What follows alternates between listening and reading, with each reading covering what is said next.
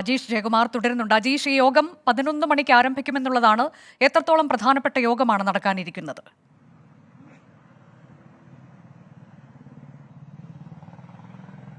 അനുജ, തീർച്ചയായും ഏറ്റവും പ്രധാനപ്പെട്ട യോഗമാണ് അല്പസമയത്തിനുള്ളിൽ സംസ്ഥാന പോലീസ് ആസ്ഥാനത്ത് തുടങ്ങുന്നത്. സംസ്ഥാന പോലീസ് മേധാവിയായിരിക്കും ഇതിന് അധ്യക്ഷത വഹിക്കുക. Crime branch ADGP H. വെങ്കടേഷും സ്പർജൻ കുമാറും അതേപോലെ തന്നെ അജിത ബീഗം അടക്കമുള്ള ഉദ്യോഗസ്ഥർ ഇതിൽ നേരിട്ട് പങ്കെടുക്കും. മറ്റുള്ള വനിതാ IPS ഉദ്യോഗസ്ഥർ ഓൺലൈനായിട്ടായിരിക്കും ഈ യോഗത്തിൽ ചേരുക. ഈ ഹേമ കമ്മിറ്റി റിപ്പോർട്ടിന്റെ പശ്ചാത്തലത്തിൽ പുറത്തുവന്ന ആരോപണങ്ങൾ, അല്ലെങ്കിൽ മാധ്യമങ്ങളിലൂടെയും സോഷ്യൽ മീഡിയയിലുമൊക്കെ പുറത്തുവിട്ട ആരോപണങ്ങൾ ഉന്നയിച്ചവരുടെ മൊഴി രേഖപ്പെടുത്തുന്നത് എങ്ങനെയായിരിക്കും, അതിനുശേഷം എങ്ങനെയായിരിക്കും കേസ്, അതടക്കമുള്ള കാര്യങ്ങളായിരിക്കും അന്വേഷണ സംഘം പ്രധാനമായും ചർച്ച ചെയ്യുക. ഈ യോഗത്തിൽ എടുക്കുന്ന തീരുമാനമായിരിക്കും ഏറെ നിർണായകം.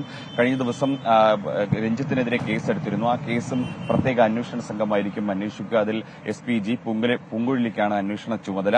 അത് മാത്രമല്ല, അതിനുശേഷം ഈ രഞ്ജിത്തിനെതിരെ പരാതി നൽകിയ ബംഗാളി നടിയുടെ മൊഴിയെടുക്കും. അതിനായി സംഘം കൊൽക്കത്തയിലേക്ക് പോകും. ഇതിൽ പ്രധാന സാക്ഷികളെല്ലാം കൊച്ചിയിലാണുള്ളത്. അവരെയെല്ലാം നേരിട്ട് കണ്ട് മൊഴിയെടുക്കും. മാത്രമല്ല, ഈ ഹേമ കമ്മിറ്റി റിപ്പോർട്ടിന്റെ പകർപ്പും അതിന്റെ മുഴുവൻ പുറത്തു വന്നതല്ല, അതിനു മുമ്പേ തയ്യാറാക്കിയ ഒറിജിനലിന്റെ പകർപ്പും അന്വേഷണ സംഘം ആവശ്യപ്പെട്ടിട്ടുണ്ട്. അതിൽ മൊഴി നൽകിയവരൊക്കെ ഫോണിൽ ബന്ധപ്പെട്ട് പരാതി നൽകാൻ താൽപര്യമുണ്ടോ എന്ന് ചോദിക്കും. അതിനുശേഷമായിരിക്കും തുടർ നടപടികൾ സ്വീകരിക്കുക. എന്തായാലും ഈ യോഗം ഏറെ നിർണായകമാണ്. കഴിഞ്ഞ ദിവസം സിദ്ദിഖിനെതിരെ പരാതി ഉന്നയിച്ച ഹേമ കമ്മിറ്റി റിപ്പോർട്ടുമായി ബന്ധപ്പെട്ട് വന്ന കാര്യങ്ങളിലുള്ള തീരുമാനം അത് ഈ ഘട്ടത്തിൽ ഉണ്ടാകുമോ? തുടക്കത്തിൽ മാധ്യമങ്ങളിലൂടെ വന്ന വെളിപ്പെടുത്തലുകളിലല്ലേ തീരുമാനം ഉണ്ടാവുക, നടപടിയിലേക്ക് പോവുക?